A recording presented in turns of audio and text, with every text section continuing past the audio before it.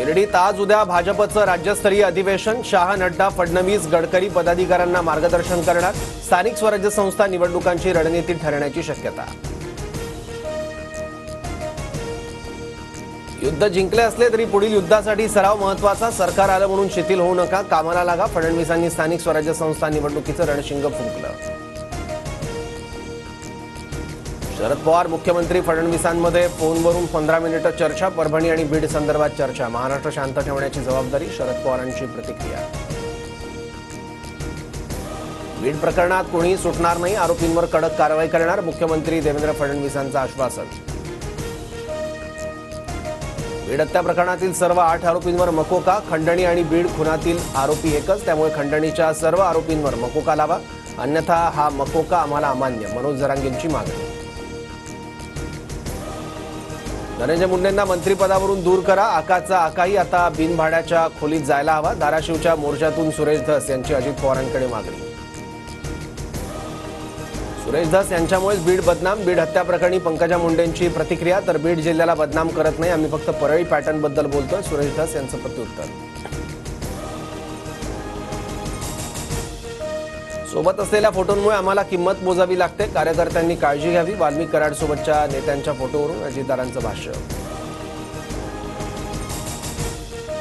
शरद पवार गटाच्या खासदार सुप्रिया सुळेंचा आज परभणी दौरा. सोमनाथ सूर्यवंशी कुटुंबियांची सांत्वनपर भेट घेणार. विजय बाकोडेंच्या निवासस्थानीही जाणार. बीडच्या परळी तालुक्यातील मिरवट फाट्यावर अपघात. सौंदाणा गावातील सरपंच अभिमन्यू क्षीरसागर यांचा दुर्दैवी मृत्यू. दुचाकीवरून जात असताना टिप्परची धडक.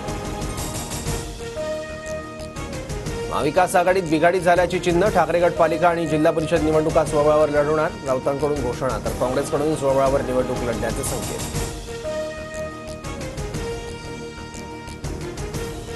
राष्ट्रवादीनं महापालिका निवडणुका स्वबळावर लढायला हव्यात. भाजपसोबत लढणार असं वाटत असेल, पण राजकारणात कुणी कोणाला विचारत नाही. नवाब मलिकांची प्रतिक्रिया.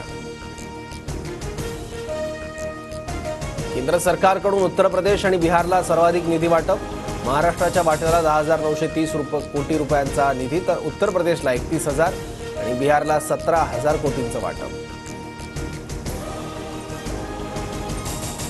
मध्य आणि पश्चिम रेल्वे मार्गावर आज मेगा ब्लॉक. लांब पल्ल्याच्या रेल्वे गाड्या उशिराने धावणार. सिग्नल यंत्रणा आणि ओव्हरहेड उपकरणांच्या देखभाल दुरुस्तीसाठी ब्लॉक. आज राजमाता जिजाऊ यांच्या 427वा जन्मोत्सव सोहळा. सिंदखेड राजा इथे राजमाता जिजाऊंची शासकीय पूजा संपन्न. केंद्रीय मंत्र्यांसह जिल्हा प्रशासनातील अधिकारी उपस्थित.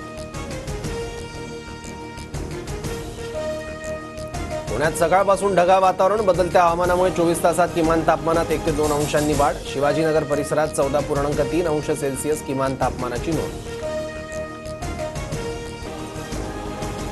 कुंभमेळ्याला रेल्वेने जाणाऱ्या प्रवाशांसाठी महाकुंभ विम्याचं सुरक्षा कवच. 59 रुपयांना विमा खरेदी करता येणार. तर देश विदेशातून येणाऱ्या भाविकांसाठी हेलिकॉप्टर सेवा. इंग्लंड विरुद्धच्या T20 सामन्यासाठी भारतीय संघाची घोषणा. मोहम्मद शमी पुन्हा संघात. सूर्यकुमार यादव कर्णधार, तर अक्षर पटेल उपकर्णधार असणार.